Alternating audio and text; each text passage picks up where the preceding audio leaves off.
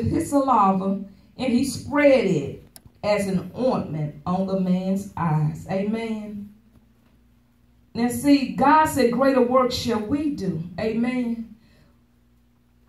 He said we shall be able to raise the dead. Amen. Greater work shall we do. And I'm looking at the specific passage and I'm like, God, would we have the wisdom and the knowledge to do something like that?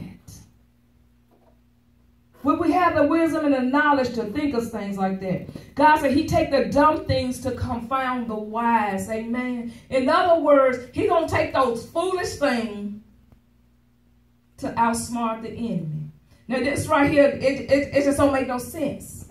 That you're going to take your saliva, spit, and rub on somebody's eyes. That's nasty. That's just nasty. But see, I look at it in a different way. That's my natural mind thinking. But see, when I began to look at it in a spiritual way, that spit was anointed. I'm just going to say it.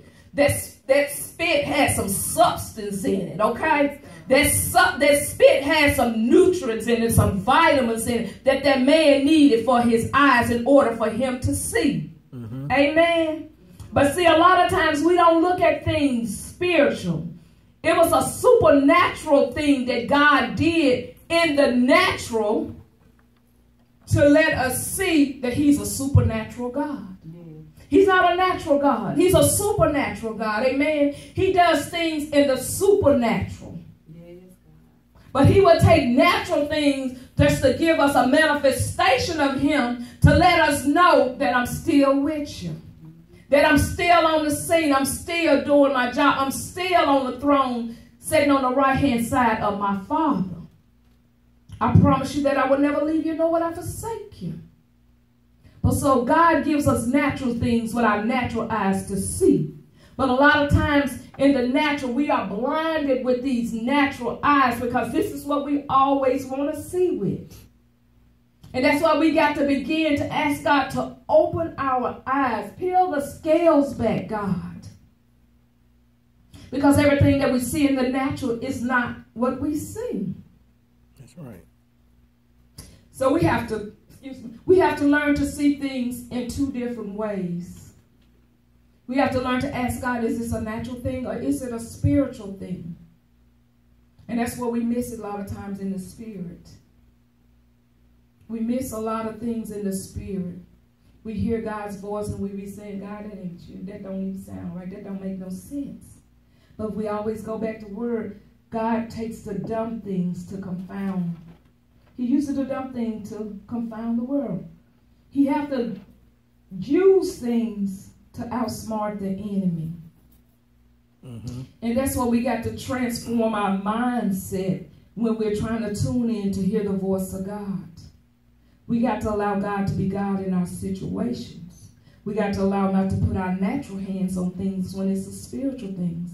That's why we got to know the difference. That's why I tell people everything don't even deserve your response or reaction from you. Because it's just the enemy that's coming in trying to disturb your peace. Amen? Amen. It's the enemy. And he said to him, go, wash in the pool of Siloam, which means sin. So he went and washed and came back seeing. See, God has sent Jesus. And that's where God is. God will send us out on an assignment. But do we miss our assignment because we're looking in the natural and not hearing God in the spirit? We want to do what we want to do. We want to go where we want to go. But did God send us? Did he send us? God, are you sending me here for a reason or a purpose? Or am I just going just to be going? And those are the things and the questions that we need to ask God before we move. Because we can move out of season. We can move out of God's timing. Amen? And God gave the blind man some instructions. He gave him some instructions. He said, go wash in the pool of Siloam. which means sin. So he went and washed and came back seeing. When the neighbors and those who used to know him by sight as a beggar saw him, they said, "Is not this man who used to sit and beg?" And see, this is a lot of times why we miss our blessings also. God can give us some specific instructions, and we do it our own way. And we wonder why it didn't work. And we'll be like, "God, I know you said this, but what in the instruction did we miss and we didn't obey God the way he said it? How did we mess it up?" That's why when prophecy go forth, it's a condition to that prophecy. You got to remember it word by word. And if you don't, ask God to bring it back to your remembrance. He said he would do it. He said that he would never leave you, nor would he forsake you. Mm-hmm. Whatever you have in need of, ask God for it. So we miss God a lot of times by not following his instructions. Amen. Mm-hmm. And see, people will label you. They will put a label on you from your past. Thank God I'm not who I used to be. That people can see me in a different light now. Amen. See, they knew that man as a beggar. They could have said, "That's the blind man." But they called him a beggar because he used to sit in bed. And when you're blind and can't see, what can you do? What can you do? You can't see. You don't know where you're going, how to do this, how to do that. And that's why God says, work while it's day, because at night no man can see. In the natural, at nighttime, we cannot see. But in the spiritual sense, you can be in a black room, you can see everything that you need to see because your spirit is lined up with God's spirit. And God is going to lead you and he's going to guide you. You don't have to worry about walking into walls, doing none of that stuff. You don't have to worry about begging and asking about it for nothing, because God is going to be a supplier of your every need and everything that you need for him to do in that moment and in that time. Mm-hmm. But see, people will label you because of your sins. They won't see you in a spiritual state now where God has brought you from. Mm-hmm. They won't say, "I once knew her as, but I know God is in her life now, that he has changed her." It's the mindset. People want to put a label on us as what we used to be. Amen.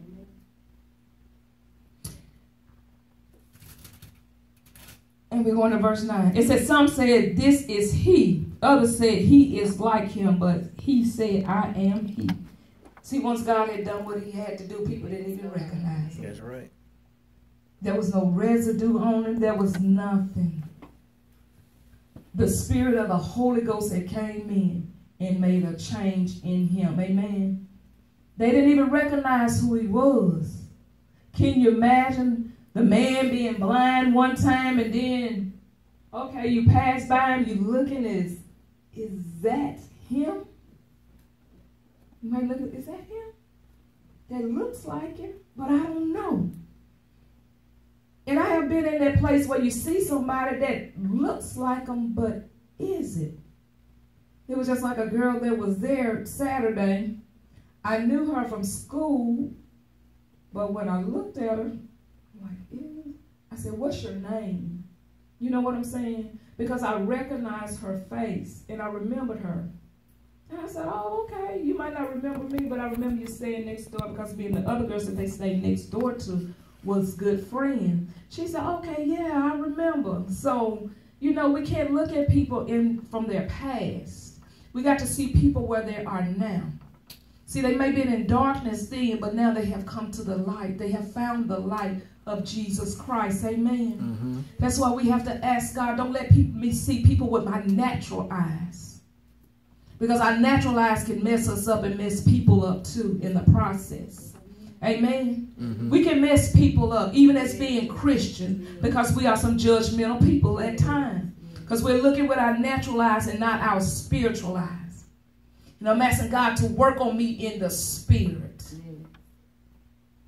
Work on me in the spirit. Give me a closer relationship with you in the spirit. As I'm working in the natural with my natural eyes in your word. with the things that I can see in the natural. But I need you to open my eyes up more to the spiritual things of you, God. Let me see people in the spirit. I don't want to see people with my natural eyes. Because these natural eyes can mess you up. I'm just saying, they can mess you up.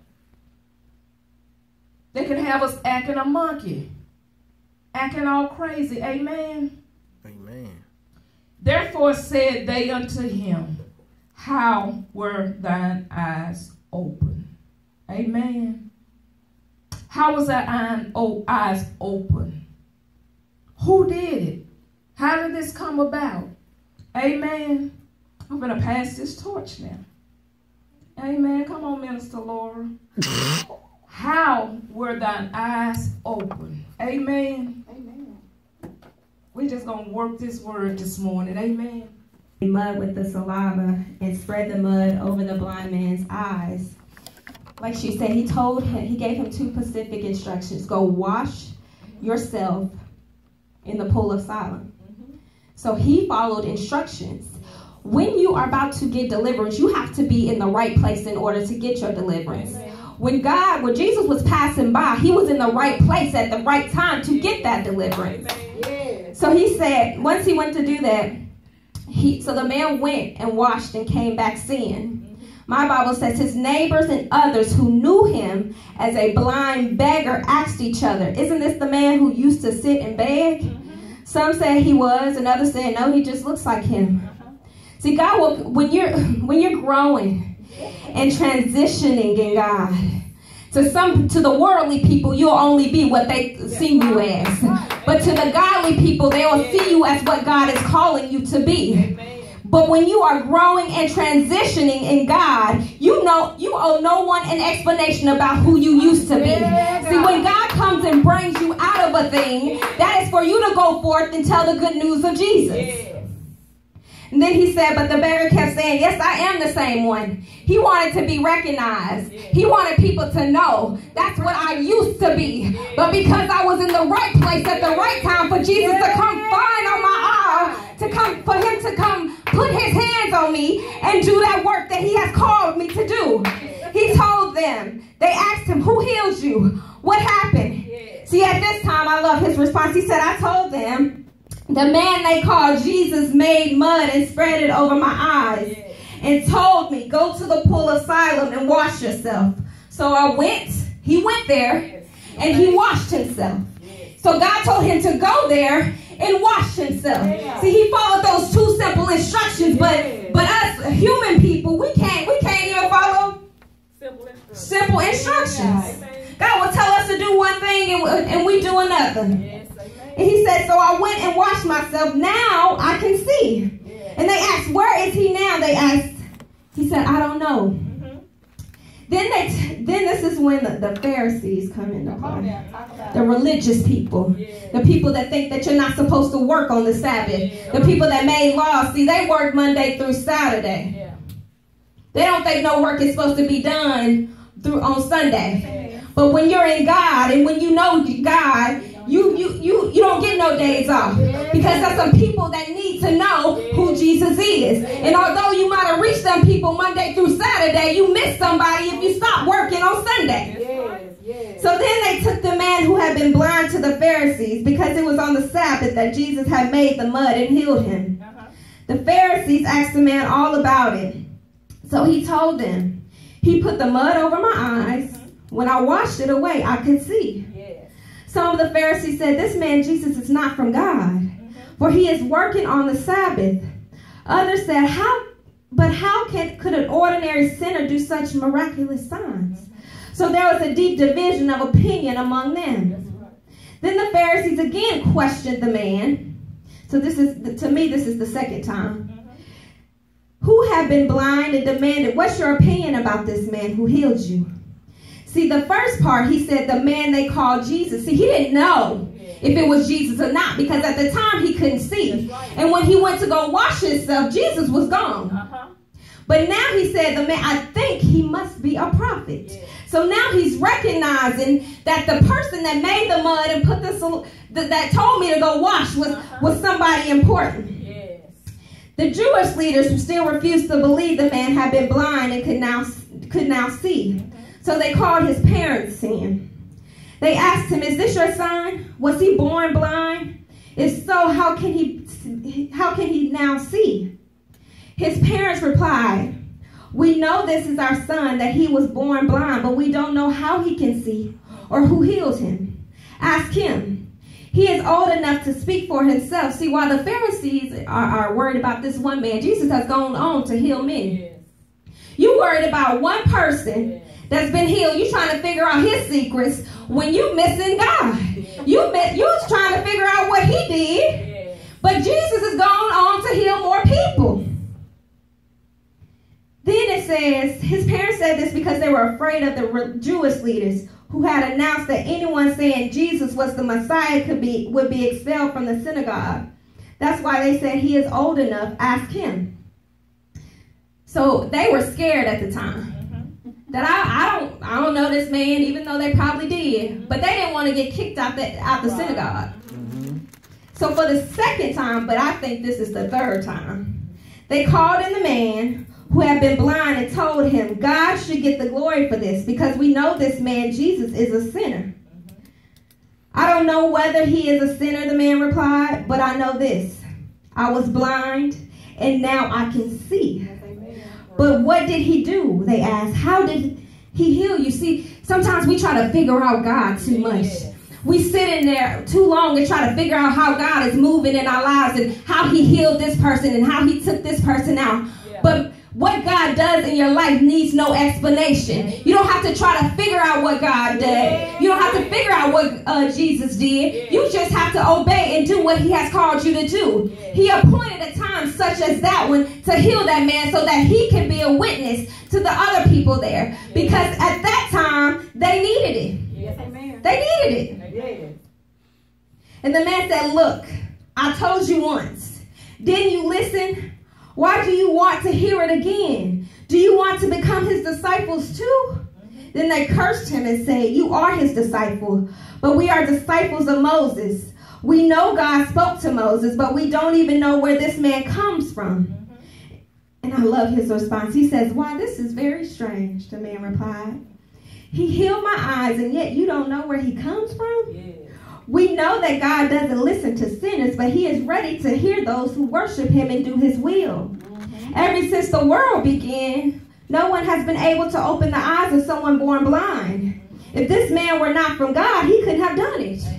So he tried to tell them, "Look, while you were sitting here asking me all these questions, Jesus has came and did what he had to do and went on to heal somebody else. And while you sit here questioning me, that's some more people that you should be questioning. That's some more people that you should be going. Because if you were in the rightful place when he healed me, you would have followed him to the next person, and the next person after that, and the next person after that. You might have still didn't know how he healed me. You might have still didn't know what he did to the next person. But now to know that God is God and Jesus is Jesus. And if he has called you to do something, you have an assignment. Yes, amen.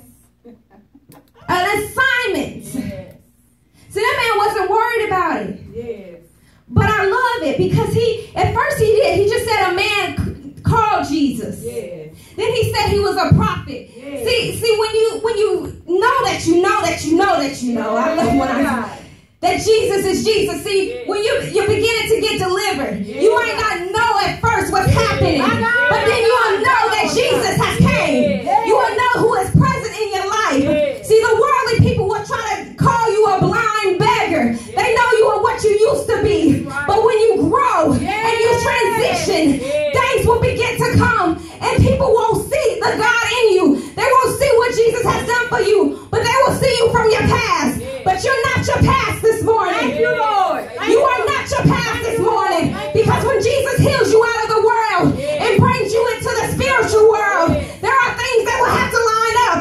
And there will be people coming in trying to discount what Jesus has done in your life. But I came to tell you today that Jesus has sent you and has assigned you for such a time as this. And when he has come to heal you, you are not to go back to that thing that he's brought you from. And people will come to try to discount it. And people will call you by what you used to be.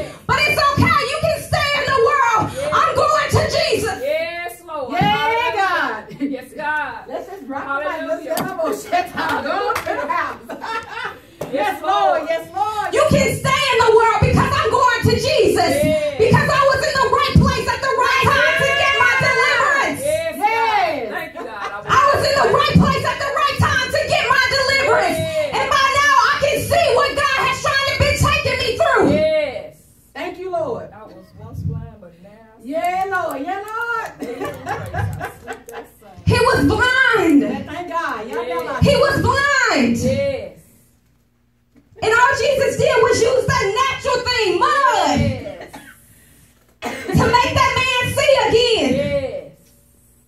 To see again. Yes, He was just happy that he could see. Yes. And while they was questioning him, Jesus was going on to the next person. And the next person and the next person. Yes. Thank you, Lord. Thank you, Lord. Yes, God. Thank you, Lord. Amen. Amen.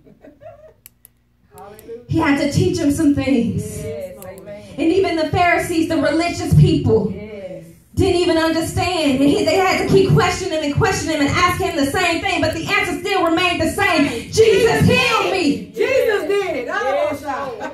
Jesus did it. Yes. Sometimes all you have to say when people ask you, Yes. how did you make it through that thing? All you have to do is say, Jesus changed me. Yes. Just give them 3 words. Jesus changed me. Yes. I was in the right place at the right time Yes, Lord. to receive what God had for me. Yes. I wasn't meant to stay this person forever. I wasn't meant to stay in this situation forever. But I had to have a mindset, a made up mindset, that I had to follow Jesus, that I had to put a purpose over my life, Yes, Lord. Have to be obedient. Yes, Lord. that I had a purpose over my life. Yes. Jesus. People will come and try to remind you of what you used to be, Yes, Lord. who you used to be, what you used to be out doing, what you used to be smoking, what you used to be drinking, how you was in the club dropping it like it's hot. But sometimes you gotta loop the inner too loud crew out your life and say, I got somewhere to go, I got somewhere to be, and Jesus is coming to heal me. He's coming to take me out of this thing because I got people like you I'm supposed to speak to. I got people like you I'm supposed to speak wisdom to. Yes, Lord. Yes, Lord. Hallelujah, Jesus. People will try to figure it out, but it's not for them to figure out. Because while you trying to figure me out, you just missed your healing. You just missed your breakthrough. You just missed your deliverance. Stop trying to figure me out and figure you out. Yes, Lord. Stop trying to figure me out and figure you out. Yes. Because you're missing it. By trying to figure me out, you can't figure out God. You can't figure out Jesus. And if you see me, just know I'm operating in Jesus. And I gotta go. And I gotta leave you behind. Don't try to drag me back to that place. Yes, Lord. Yes, Lord. My God, my God. Hallelujah. Don't try to drag me back to that place. Because I got some people to heal. I got some people to set free. I got some people to deliver. You can try to figure it out if you want to, but come along while you trying to figure it out and watch Jesus work. Yes. Caught up. Yes, Lord. Get caught